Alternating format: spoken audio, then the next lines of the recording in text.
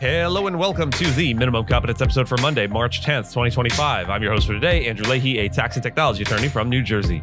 On today's episode, Adnan Syed sentence reduction, Trump's Justice Department shakeup, and the arrest of a Palestinian student protester at Columbia University.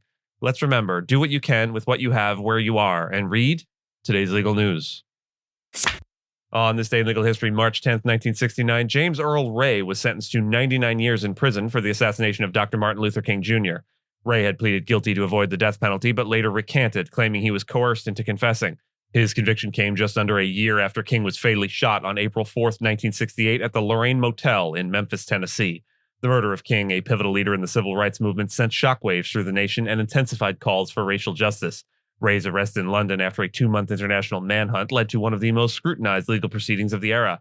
Despite his guilty plea, Ray repeatedly sought a retrial, arguing that he was a scapegoat in a broader conspiracy. His appeals were unsuccessful, and he remained imprisoned until his death in 1998. The King family later advocated for reopening the case, believing the government and other entities were involved in the assassination. In 1999, a civil jury in Memphis ruled in favor of the King family, concluding that the assassination was the result of a conspiracy, not the actions of a lone gunman. This verdict fueled ongoing debates about the true circumstances of King's death and the extent of Ray's role. The case remains one of the most controversial in American history, with lingering questions about the extent of government involvement. The King family's pursuit of the truth highlighted their belief that justice had not been fully served. While the official record still names Ray as the assassin, many continue to question whether he acted alone or was merely a pawn in a larger scheme. A Baltimore judge ruled that Adnan Syed, the subject of the popular Serial podcast, will remain free after reducing his life sentence to time served. Despite this decision, his 2000 murder conviction for the death of his ex-girlfriend Hayman Lee remains intact. Judge Jennifer Schiffer stated that Syed is no longer a threat to public safety and that his continued freedom serves the interests of justice. Syed was originally convicted by a state jury, but his case gained national attention due to concerns over trial errors and potential prosecutorial misconduct. He was released from prison in 2022 after prosecutors questioned the integrity of his conviction, though an appeals court later reinstated it. This ruling ensures that he will not return to prison, though legal battles over his conviction continue. His case has fueled ongoing debates about wrongful convictions and the role of media in influencing the justice system.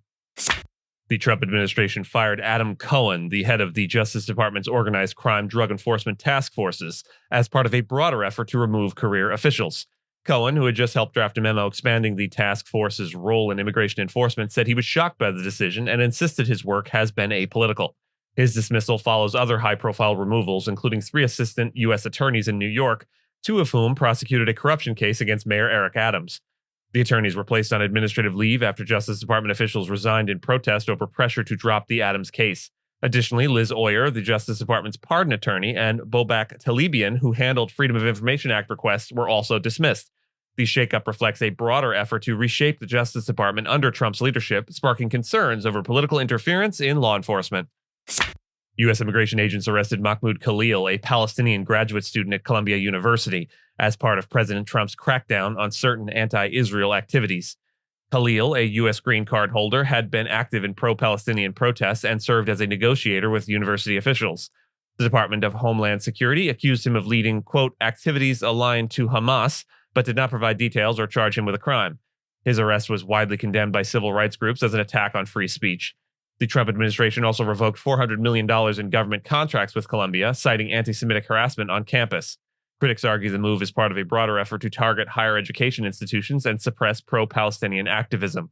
Khalil, who was detained at an ICE facility, had previously expressed concerns about being targeted for speaking to the media. His case has sparked legal challenges and heightened tensions over immigration enforcement and academic freedom.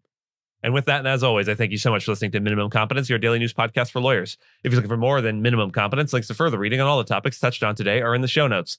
And reviews go a long way towards helping new listeners to find our show. If you have a moment, leave a rating or review on your podcast player. We'd sure appreciate it. And if you know someone that might be interested in a story we cover, consider sending them the episode. But remember, nothing here should be construed as legal advice because it is certainly not that. Minimum Competence is available at minimumcomp.com and wherever you get your finely crafted podcasts. If you haven't checked out the website in a while, give it a look. There are complete transcripts and resources for each episode and its corresponding segments, as well as an opportunity to receive new episodes in email, newsletter, form. We'll see you back here tomorrow, and until then, remember, far better it is to dare mighty things, to win glorious triumphs, even though checkered by failure, than to rank with those poor spirits who neither enjoy nor suffer much.